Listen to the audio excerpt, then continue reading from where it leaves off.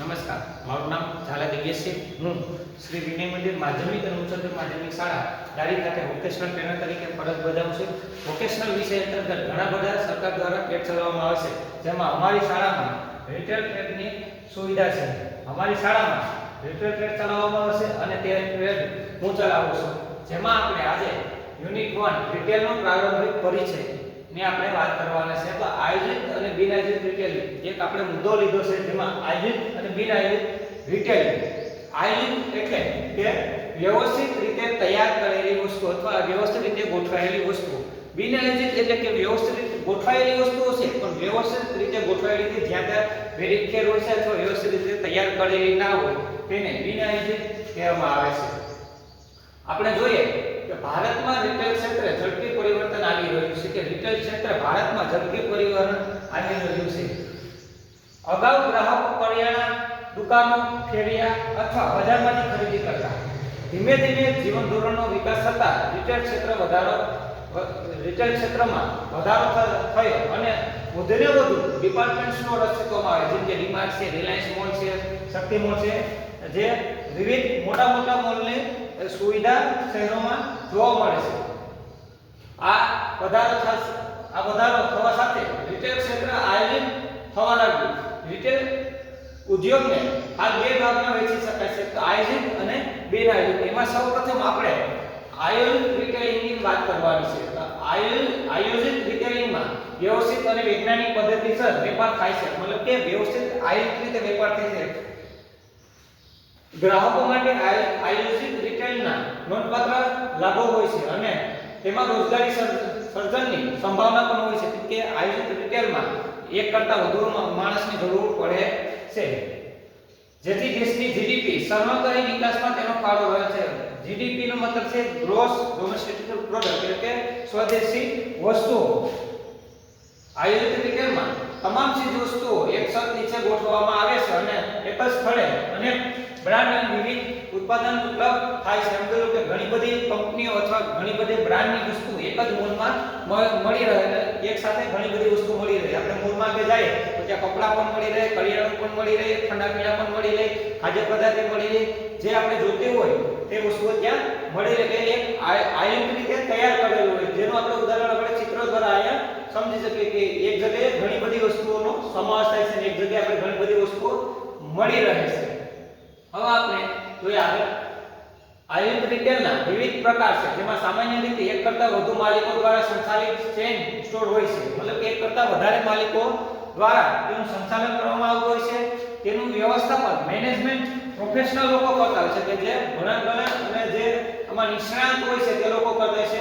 આજે તો આયોજિત રિટેલ સુવિધા સ્ટાઇલ અને ઝડપનો પર્યાય બની ગયું છે. ગ્રાહકોને તે વધુ વેરાયટી, સુવિધા અને સરળતા આપે છે, કે ગ્રાહકોને વધુ સુવિધા, વેરાયટી અને સરળતા, કે એક જ જગ્યાએ બધી વસ્તુઓ મળી રહે તેવી સુવિધા આપે છે. સમજો કે કપડાં છે, ખાદ્ય પદાર્થ છે, કરિયાણું છે, ખાણ વાસણ છે, કે જે બધી એક જ સ્ટોરમાં મળી રહે. આપણે ઘણી બધી દુકાને જવું પડતું નથી, એક જ જગ્યાએ આપણે તેનું બિલ બની જાય છે.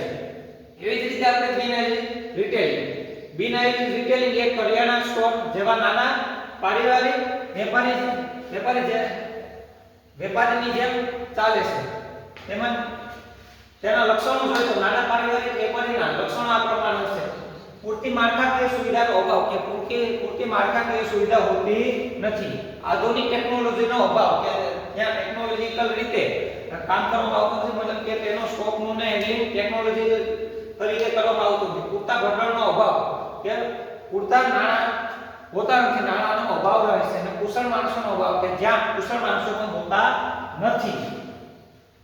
હવે આપણે આગળ જોઈએ તો બિન આયોજિત રિટેલિંગનું ચિત્ર દ્વારા આપણે સમજીએ તો આ રીતનું હોય છે, કે જ્યાં દુકાનમાં અથવા રોડ ઉપર અથવા ગમે ત્યાં બેસી અને તેનું વેચાણ કરતા હોય છે. આ કોઈ આયોજિત રીતે જોયું તેમાં અલગ છે, બિન આયોજિત રીતે જોઈએ તો તેમાં પણ અલગ જોવા મળે છે. ઓલો એક સ્ટોરમાં, એક મોલમાં એક વ્યવસ્થિત રીતે ગોઠવેલી વસ્તુ હોય છે અને તેની કિંમતને બધી ત્યાં લખેલી હોય છે. આમાં એવું હોતું નથી. આ વેરવિખેર હોય છે, ગમે ત્યાં ખોલીને બેસા હોય છે અથવા ગમે ત્યાં રાખે છે.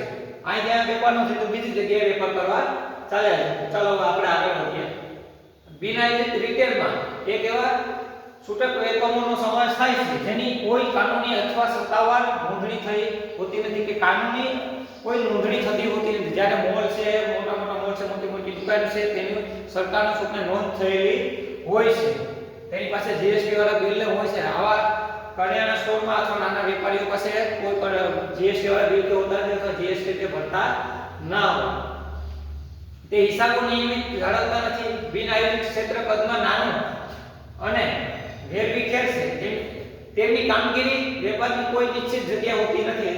ગમે ત્યાં તે જેને વેપાર કરે છે કોઈ નિશ્ચિત જગ્યા હોતી નથી. બિન આયોજિત ક્ષેત્રમાં પાઠાણના બજાર, ખાદ્ય ચીજ વસ્તુના વેચાણ કરો, જેમ કે પાણીપુરી ને દાબેલી જે રેકોર્ડિયોને હોય છે તેનો આમાં સમાવેશ થાય છે. કરિયાણા સ્ટોર, પાન વાહન ઉપરાંત શાકભાજી પાન વાહન દુકાનો, શાકભાજીને વેચતાવી દુકાનો, વેચાણ કરતા માટી કામ જેવા કામો કરતા લોકોનો સમાવેશ થાય છે. કે જે માટી કામને કરતા હોય તેની ચોક્કસ એક જગ્યાએ વેચાણ કે ના હોય, એનું વેરવિખેર હોય છે. આયા વેચાણ હોય બીજી જગ્યાએ શહેરમાં, એક શહેરથી બીજા શહેર, એક ગામથી બીજા ગામ તેનું વેચાણ કરવા માટે જતા હોય છે.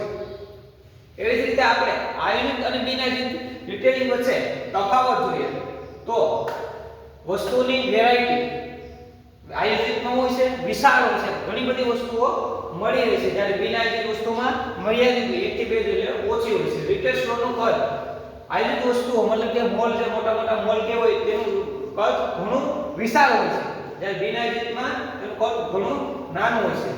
કર્મચારીઓની સંખ્યા આયોજિત રિટેલમાં સ્વાભાવિક છે કે વધારે માણસો આવતા, મોટું રિટેલ સ્ટોર હોય, મોટો મોલ હોય તો ત્યાં સેલ્સમેન અથવા મેનેજમેન્ટ, કેશિયર અને વસ્તુ દેખાડનારા ઘણા બધા લોકોની આવશ્યકતા પડતી હોય છે, એટલે ત્યાં વધારે માણસો કામ કરતા હોય છે, વધારે રોજગારી ત્યાં મળી રહે છે.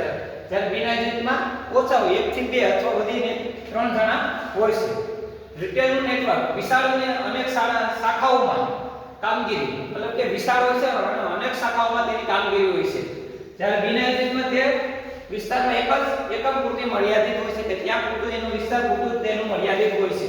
રિટેલ વેચાણ આયોજિતમાં વિશાળ જથ્થામાં થાય છે, જ્યારે બિન આયોજિતમાં ઓછા જથ્થામાં થાય છે. તો આપણે આ મુજબ આપણે આયોજિત અને બિન આયોજિત રિટેલિંગનો આપણે સમજી શકાય છે.